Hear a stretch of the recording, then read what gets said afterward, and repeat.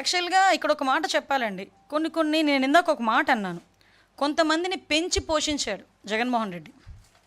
ఎలాంటి వాళ్ళని పెంచి పోషించాడంటే ఒక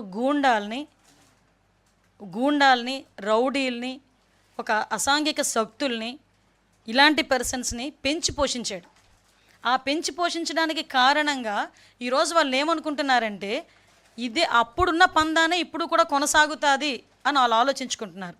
కానీ రౌడీలకి, రౌడీ గ్యాంగులకు కూడా చెప్తున్నా, అసాంఘిక శక్తులకి, రౌడీలకి, రౌడీ గ్యాంగులకి, రౌడీ షీటర్స్కి, వీళ్ళందరికీ కూడా ఒకటే చెప్తున్నా, ఇంతకుముందు గవర్నమెంట్ కాదు, మీరు ఎలా పడితే అలా డ్యాన్స్ చేస్తాము, ఎలా పడితే అలా ఉంటాము, ఇంతకు ముందులాగే మేము ఇంకా బ్లాక్మెయిల్స్ చేస్తాము, ఇంతకు ముందులాగే బెదిరిస్తాము ఆఫీసర్స్ని, ఇంతకు ముందులాగే బ్లాక్మెయిల్ చేస్తాము, మేము కట్టడిలో తెచ్చుకుంటామని చెప్పుకోవడానికి ఇంతకు ముందు గవర్నమెంట్, జగన్మోహన్ రెడ్డి గవర్నమెంట్ అనకూడదు, కానీ ఒక అవినీతి గవర్నమెంట్. అందులో మీరు పెంచి పోషించి బయటకు రావచ్చు.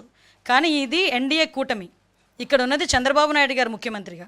ఇక్కడ ఇలాంటి ఆటలు ఎట్టి పరిస్థితుల్లోనే సాగవు. మేము క్లియర్గా చెప్తున్నాం, ఇలాంటి అసాంఘిక శక్తుల్ని ఎలాగ అణచగొట్టాలో చంద్రబాబు నాయుడు గారికి వెన్నతో పెట్టిన విద్య.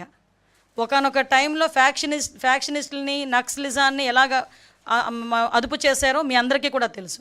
ఈలో పెద్ద ఇష్యూ కాదు. కానీ వీళ్ళు ఏమనుకుంటున్నారు,